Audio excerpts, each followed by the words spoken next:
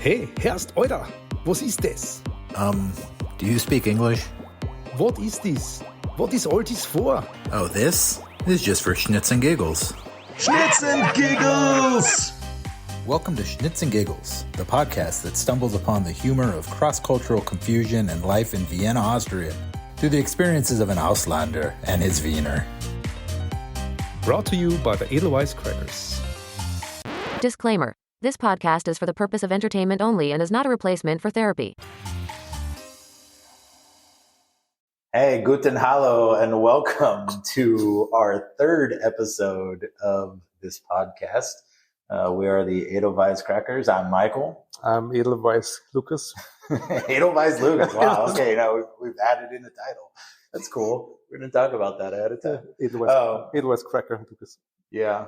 And so, yeah, as you know, we're here to talk about our experiences living here in Austria. Me as an American here for a few years, and Lucas as a local Wiener. Thank you.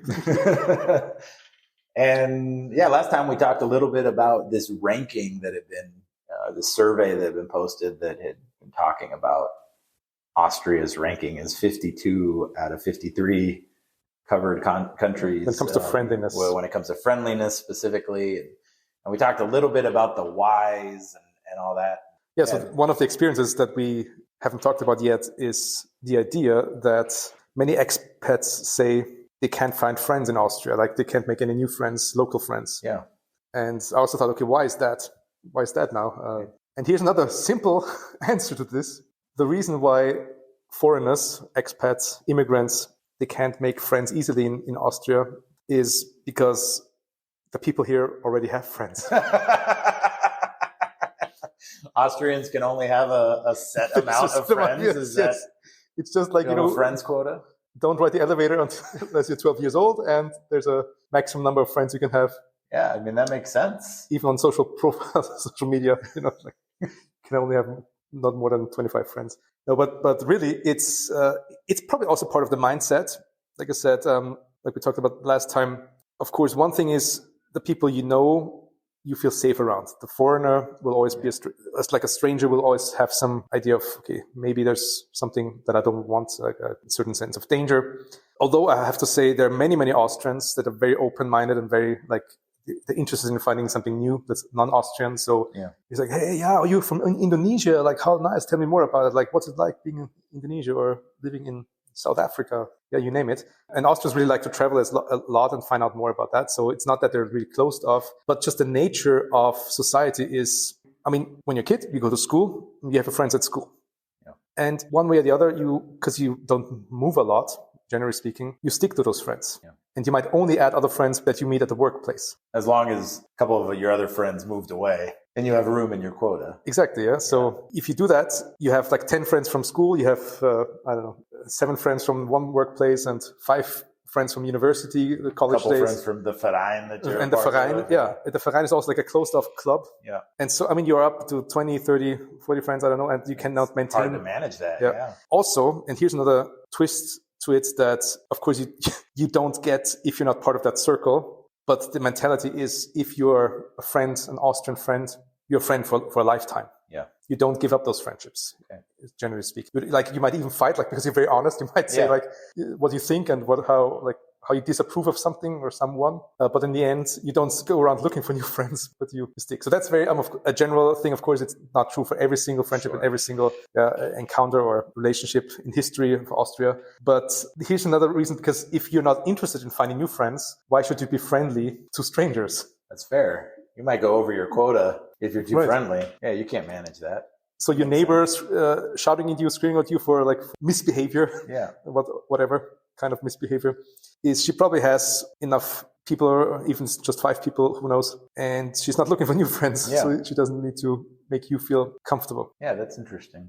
I mean, it certainly is a challenge, it seems, to like really develop good friendships with people when you move to a new place. I mean, I think that the expat community, I mean, let's even look at our situation here at the school, right? With people, there's always new staff coming in and And like with any other job, you end up creating a friendship with at least one or two of your colleagues. And you add that to your friend group or whatever. But when people are arriving by themselves, essentially, without any of their friend group, most expats end up, they have no friends. It's kind of sad. That's why it becomes so obvious that maybe making friends is a difficult thing for expats, because, if you are working in an Austrian company, then even your work colleagues, it might be harder to really develop a deep relationship with them because they already have enough friends. And they cannot relate really to your situation because they've never been in that situation. Right. There's not always a lot of shared experiences to kind of connect on. I mean, you see that again here at the school where the teachers will just kind of create a new friend group, but with other expats. And you see those groups on Facebook and on Instagram of expats living in Vienna, and they do meetups and they try to get people to be together and make new friends. And it's not often that there's a lot of like local flavor to that, right? Like there's not a lot of groups, there's not a lot of expats that have like really close Austrian friends. I mean, I'm happy to I hope be counted as a friend amongst certain Austrians. You of all people, of course. Yes, of course. But some of that too is because of the nature of my work, right? Like I play on a team, I coach a team. Well, you play an American sport that usually only draw like Austrians who are more open-minded, being drawn to that kind of thing. Well, we have a very clear shared interest, right? The sport itself is the thing that we can kind of build a friendship on. And that group of people spend so much time together that the core of their friend group is already there on the field. So you kind of, instead of like getting included in one person's friend group that then you get introduced to, maybe you're introduced to all members of the friend group at the same time. And so you have a core group of friends. True. That's nice. But even friendship at our age is different, right? Than what friendship is when you're growing up. I mean, obviously I have some ideas of what friendship looks like in the States with my friend group back home that I miss very much. But what does friendship look like for a group of Austrians? What does that look like? I mean, how are you, like, do people go out? Do they hang out at their house? Like, do they just talk on the phone all the time? What does that look like? Well, I wish I knew, because all my friends are gone. Because I'm only friends with internationals. But there's some truth to it. I've consciously tried to dedicate parts of my life, like my hours in a week, like day-to-day business, dedicate my life to establishing connections with internationals. That's probably one of the most Austrian things you've ever. You schedule out time to connect with people. And your time is almost up, my friend. Yeah, we're running out of time quick. It's not like that would be the Germans, okay? They make a list of and check off boxes like. Sorry to offend you. Yeah. Like as Austrians, we're way more laid back. Laid back. Yeah. But like I said before, Austrian friendships, the stereotype would be you're friends for life, and also you talk about things in a very serious manner. Because when I talk to Austrians, sometimes I'm like, because I'm so used to hanging out with internationals, I'm like, whoa, you're going really deep with that. I mean, they talk about their diseases, they talk about their love problems, sexual problems, or I don't know what. Yeah. And we can be quite frank and very open about that, which in other cultures would be almost offending. Yeah, right. To be talking about that. Right. Even amongst close friends. Yes. And let me give you another perspective of me as an Austrian. I've visited the States a couple of times, been to the UK, and I've interacted with Australians before, for example, but I haven't been there. But what I've seen with like all those English-speaking countries, there's really, in many ways, there's like a sense of people are super nice. I mean, if you go to a store, they're very polite or nice and friendly. But to me, as an Austrian, they come across as very superficial as well. Because that friendliness is just part of their culture, and it works. It works for them, and what it means if a person says something and it sounds really polite to you. Because like in Austria, for example, if you go to some place in England and you do something that's not great, like could be offending, a British person might say something that sounds almost nice to me. They'll apologize to you. They apologize. Oh, I'm so sorry that you messed up or something. And like here in Vienna, you would say like, what are you doing? Like, what are you crazy? Like move on. So in a sense, of course, the British would understand their code as well as in Vienna. If someone like is really harsh with you, unfriendly with you, like, what's the deal? Like, I'm on my way anyway. Like, leave me alone. And it's like, just don't bother me. Don't bother me. Like, I'd be interested, like, what some of the other what the easiest country it is to make friends in, because like real friendships take time to build anyways. It must be the US of A. It must be. We must be the easiest to make friends in. I don't know about that, but even just that depth of friendship takes time, and so it's if you're in a new place for 2 or 3 years, you might not yet have the ease of making friends just because you haven't been there that long, and so nobody knows you, and you haven't had the time to have those deep conversations. You haven't started a podcast or anything to talk about things like real friends do. Real friends do, yes. I mean, your country has provided the world with a whole TV show called Friends. That's right. So you must be the experts on this. Yes, set you the set the standard. Yeah, something like that. So do you have any experience with friends or Austrian friends mingling with the Austrians? Can you tell us anything about that? Yeah, I mean, I mingled with some Austrians. Yeah, I would say that I count some of my closest friends here in Vienna. That I've moved around so much that my friendship clumps are kind of strange, anyways. So I always find that even lifelong friends I don't see as often as I'd like. But even just the nature and the willingness of like hanging out, or the willingness to hang out and going out with friends and groups of friends to a restaurant or something.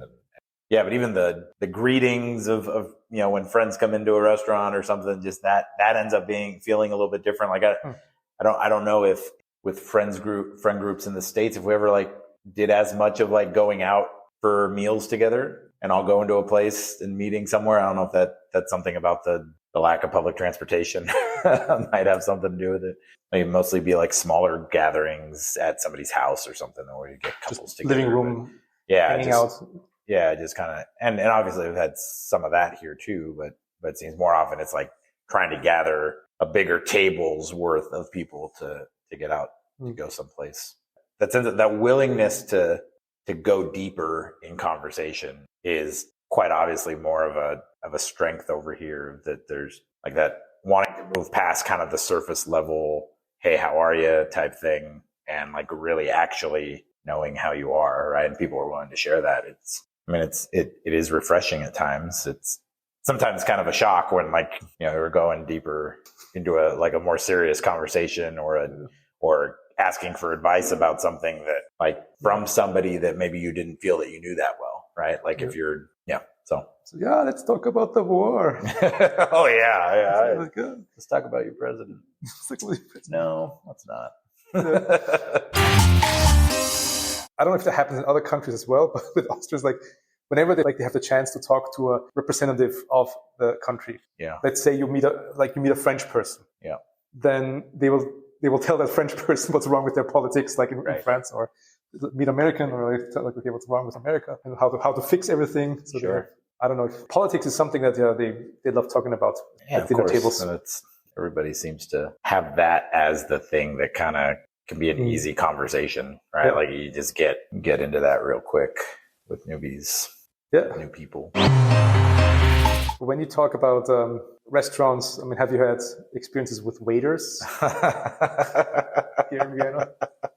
Yeah, I mean that is another one of those things out of the articles about visiting Vienna or moving to Vienna is that it's those top three. Watch out for this. Yeah, watch out for the waiters and I've had obviously multiple occasions when because in the States you go out to a restaurant and our waiters and waitresses aren't paid very well, and so like they depend on good tips. And so they act accordingly, right? Yeah, they are doing everything that they can do to make sure that your experience is great, because that might mean an extra $10-$20 on top of the bill. But then as a result too, like the way our meals out, like you have your meal, you finish eating, you pay your bill, and you're out of there, right? Like there's not a lot of sitting around, and the waiters are gonna like try to get you to leave your table so that they can bring in a new table and turn it over quick and try to get more tips. And for some reason, Austrians think it's good to pay your wait staff a livable wage. Weird. It's weird, right? Weird why that would be a value. I mean, the government is forcing them to. Yeah, well, hey, whatever it takes, I guess. Wages. And so like it doesn't really matter if you like the waiter is there to get you your food and get you your drink. And if you're not ready to order your drink, then he's questioning why you're even there because you haven't even thought through that much, right? Like, yeah. So the experiences of going to a cafe and like not necessarily knowing what you want, and then the waiter kind of being frustrated because he walked all the way to your table and you weren't ready. So actually just 2 days ago, went out with a group of baseball players. We were saying goodbye to one of our import players. And so we had made a reservation as you should, as good right? people, as good people good do. Citizens do. Well, and that plays into the story too. So we made a reservation for 11 people. But it was one of those things where it was like, we put it out in the group chat. Hey, we're all going to be there. If you can go, let us know so we can have an idea, but just show up, sometime between, 7 and 10 or whatever, and we'll be there. So we walked into this restaurant that had been suggested by the club vice president. So we're like, okay, we'll go to this place. And it was a Monday night. So not a really like busy night.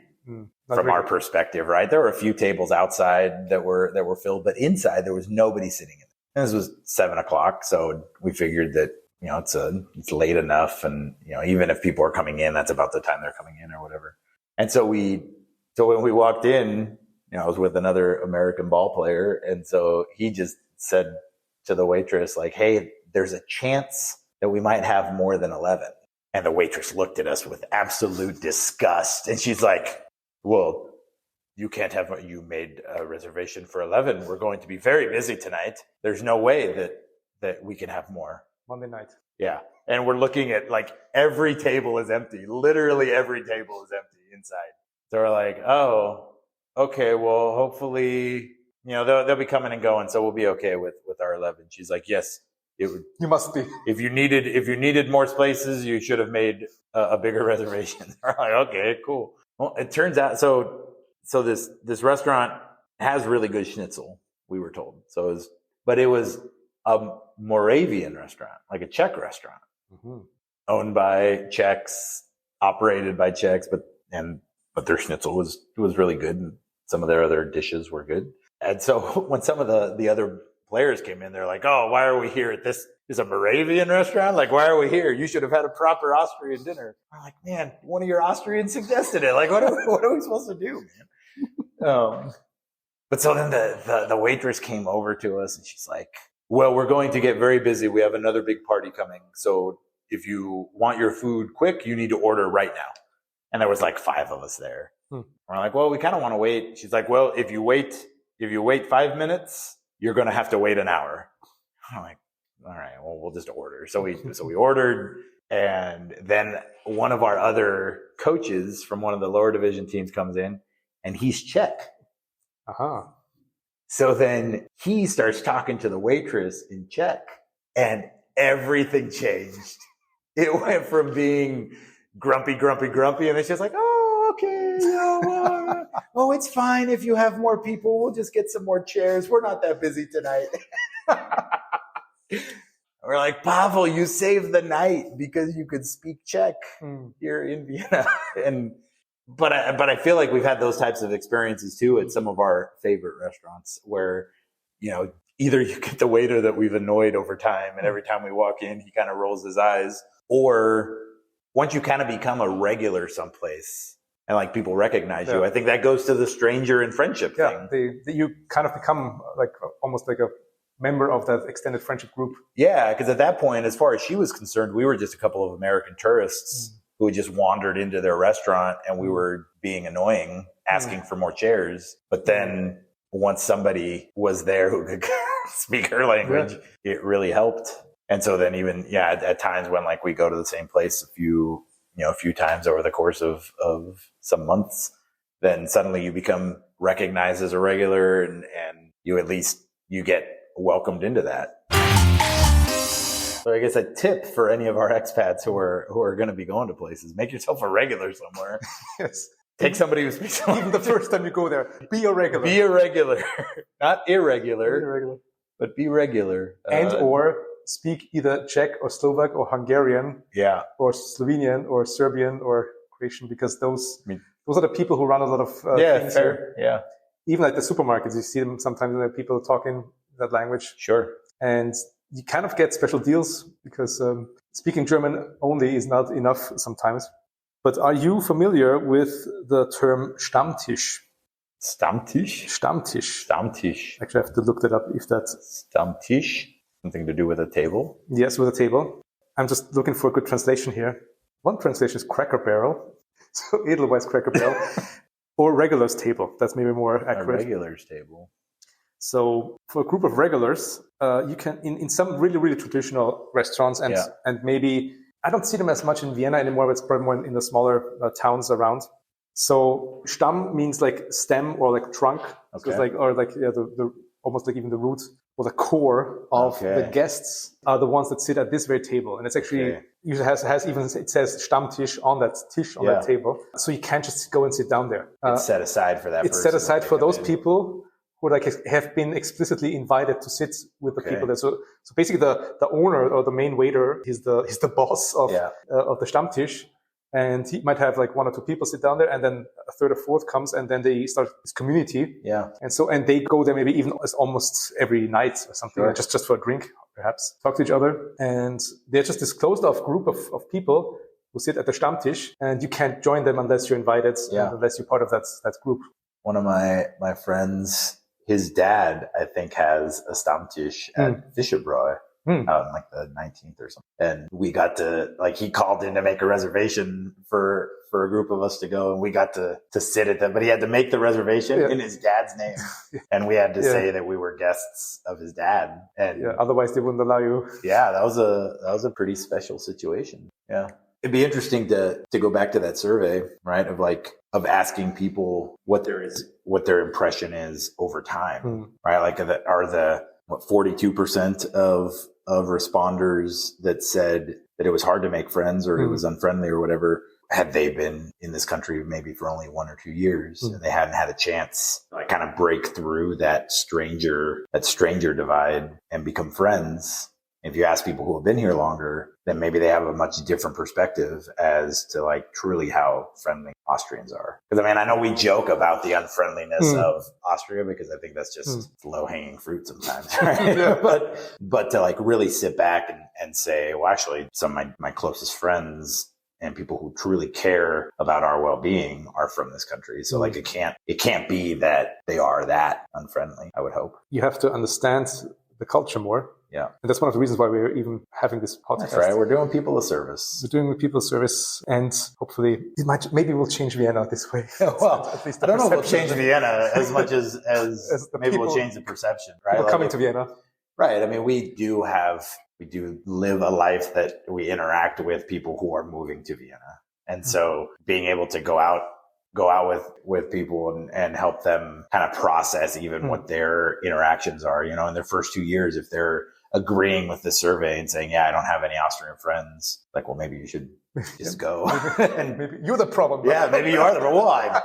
Well, sometimes might be the issue, right? Like the problem is that you don't know how to interact and how to get into those circles and those groups. And like I said, but it can be tough because they're not looking for new members anyway.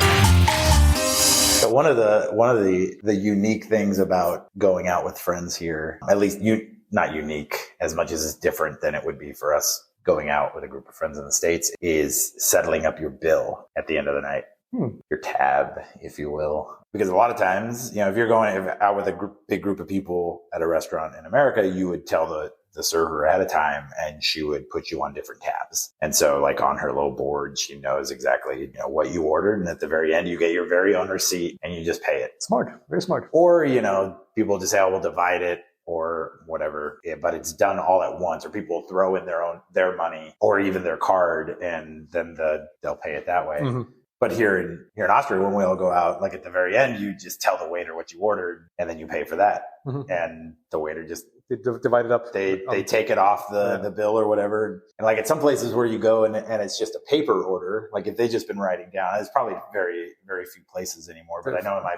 fewer and fewer. Earlier on in my time here, it would just the only thing. Yeah, it'd be a piece of, obviously. But even in my time here, earlier on, the guy would just cross off what he had written down on the paper. And then at the end, well, part of the funny thing is at the end, if you're the last person and not everything has been paid off of the tab, then you're the lucky one then. Yeah, like how many times have we gone to Siebenstern and the guy's like, oh, well, I still have 2 beers and a schnitzel left on here. And who ordered that? And somebody forgot. I mean, usually it comes down to drinks, right? Like somebody forgot that they had, 3 drinks instead of 2. Instead of 2. Yeah. And so you always hate to be that last guy. It's like, oh yeah, I guess I'll pay it and whatever. Well, I don't know. I had 9 beers. I thought it was 8. yeah. It hasn't come to that, right? It hasn't come to that so far. Perhaps 7.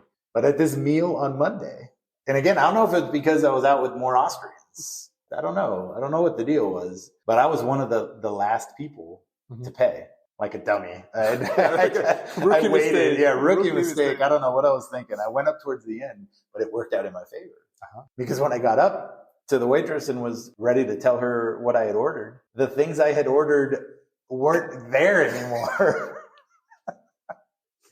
All that was left, and I wasn't even the last person. There was one person behind me. So second to last person going up there, and all that was left was like a water and a couple of the schnitzels, but not the ones that I had ordered. Right? So it was like the XL one, and I had ordered a regular one.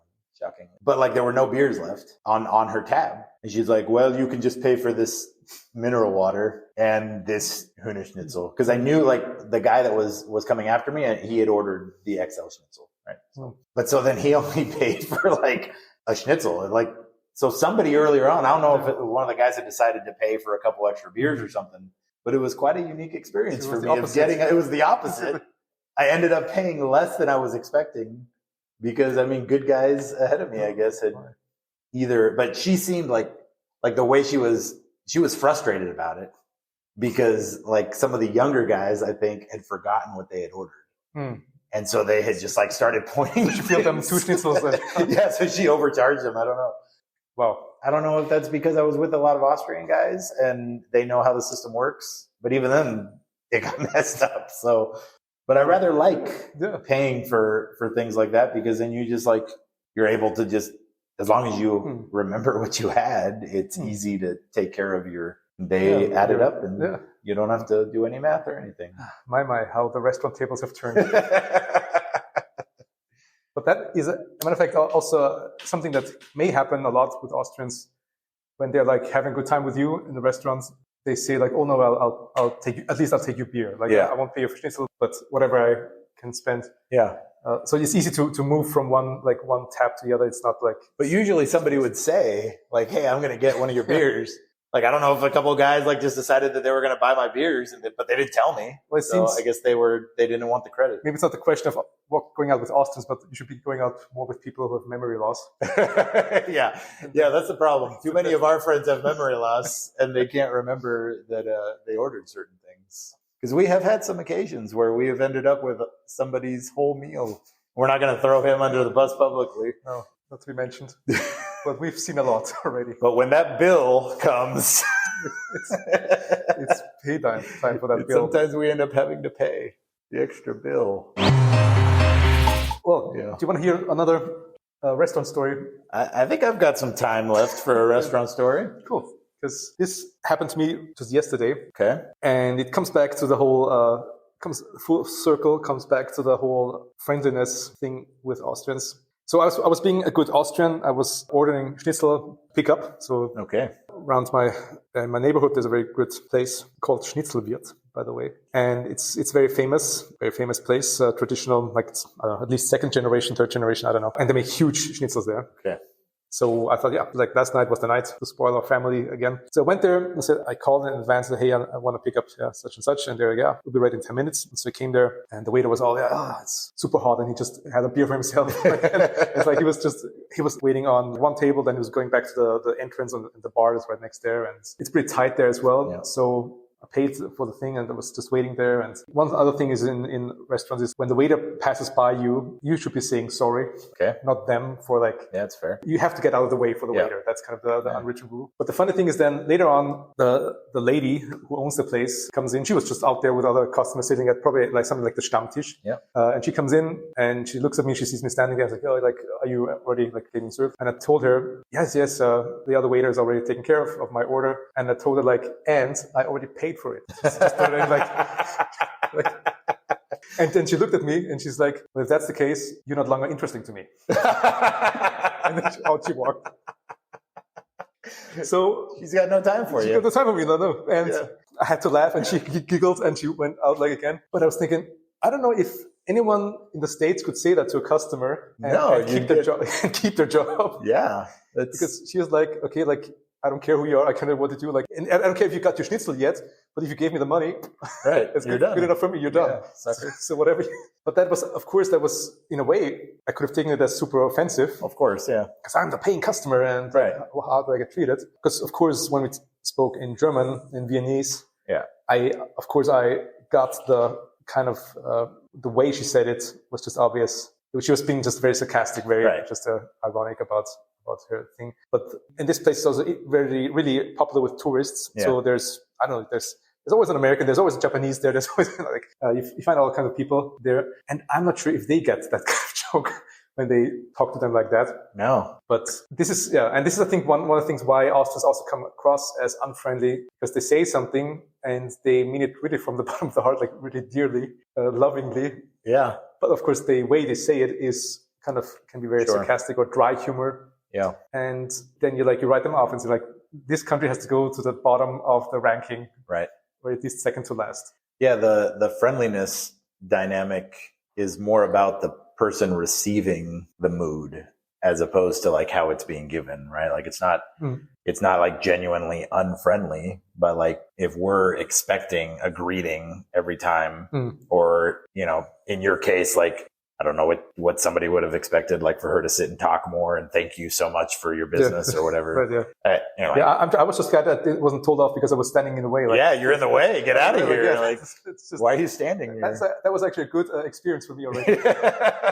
So, that was the nicest thing she could have said to you. To just stay there. Just another day, restaurant. Although we have to remember that there are people who really are evil-minded and mean-spirited at times. Yeah, you can't just like in the same way that you can't just say that everybody here is like service is horrible here because people are unfriendly or they told me I had to order right now. Yeah, there are genuine jerks out there that they're genuine racists. Yeah, exactly. They won't serve you if. But I've also heard the story where a waiter has been a real jerk to some tourists at the restaurant. And they were like, okay, because usually it's the custom is to give 10% tip in Austria. And they didn't give any tip. And he was grumpy, he's like, okay, takes the plate, comes back with the bill. He's like, here's the bill. And then they pay and he takes the money and he comes back and he's like, hey, wait a minute. You forgot the tip. He actually complained to the customer that he didn't give a tip for his really nasty service. I mean, I guess that is one thing that the tip shouldn't just be expected. Yeah. Well, hopefully we'll be able to have another group of guys going out so we can have more stories to share about our experiences at restaurants. Yes. One final life hack. Okay. How about that? If you're in a restaurant in Austria in Vienna especially, you feel the waiter is grumpy and you don't get the service you want, even though you are very polite and nice to the waiter is not nice to you. There's one life hack that might sometimes often works. If you order the waiter a beer or a schnapps, which is a small drink, and so have a drink on our put it on our tab. You might see maybe the mood of the waiter changing. Yeah. And you might see some of the friendlier faces and nature of the Austrian soul if you attempt that. Try it out. Come for a visit. We're going to have to. So if you're out there and you're experiencing life in Vienna for maybe the first time, or you just always feel like you're not being taken care of, then listen to Lucas here and buy your waiter a schnapps. Right. And when you leave, one thing you shouldn't say as a farewell greeting. Never say Guten Bye-Bye. Thanks for listening to this Schnitz & Giggles episode.